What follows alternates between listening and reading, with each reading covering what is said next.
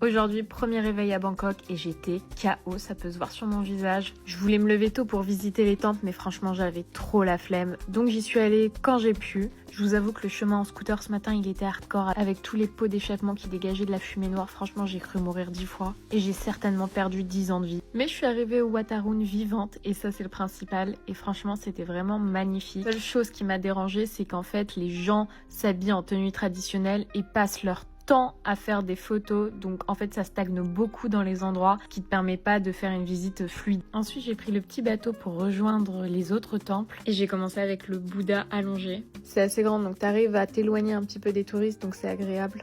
Mais dès que tu veux voir la statue, là, ça devient très mécanique, c'est à la queue leu et on observe pendant 5 secondes. Tout le monde se pousse pour prendre des photos, donc tu peux pas prendre ton temps et admirer la statue. Encore une fois, c'est magnifique, mais ça gâche l'expérience. J'ai toujours pas mangé depuis ce matin, il est 13h. Mais je vous avoue qu'avec cette chaleur, c'est impossible d'avaler quoi que ce soit, quoi. À part des smoothies. Je suis ensuite arrivée au Grand Palais. C'était très beau encore une fois, mais je vous avoue, j'ai trop de mal quand il y a trop de monde partout qui crie, qui pousse. Ça met pas dans une bonne énergie, donc j'avoue que c'est un peu dur. Je suis ensuite allée déjeuner pas loin de Khao San Road, qui est très vide la journée. Ah, ça va me faire trop du bien là, de la nature, parce que j'en peux plus du bruit. Je me suis donc posée au Lumpini Park pendant 1 heure, c'était trop agréable, paisible.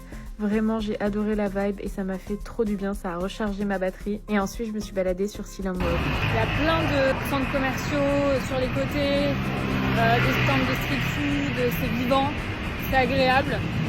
Malgré le passage sur le côté, parce que les taxis sont rouges, je pourrais vivre ici. En vrai, je sais pas si je pourrais parce que c'est vraiment très grand et beaucoup d'embouteillages. Par contre, je suis désolée, mais je peux plus me les voir, les pantalons éléphants là.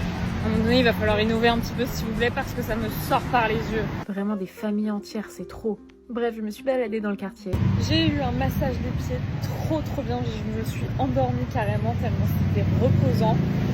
Et maintenant, je vais aller voir le Patong Night Market et j'adore la vibe la nuit. Je suis trop contente. Vraiment, ça me bute les pubs ici. C'est que des mecs ou des meufs ultra sexy qui font des trucs ultra sexy.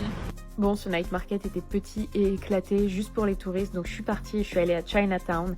C'était magnifique. Il y avait tellement de choix de nourriture, c'était trop compliqué, donc j'ai testé plein de choses différentes, mais pas énormément non plus parce que j'avais pas trop faim. Et je vous jure, les tuk-tuk, tu t'appelles, t'es dans un marché en train de manger, ils sont en mode tu veux le tuk-tuk?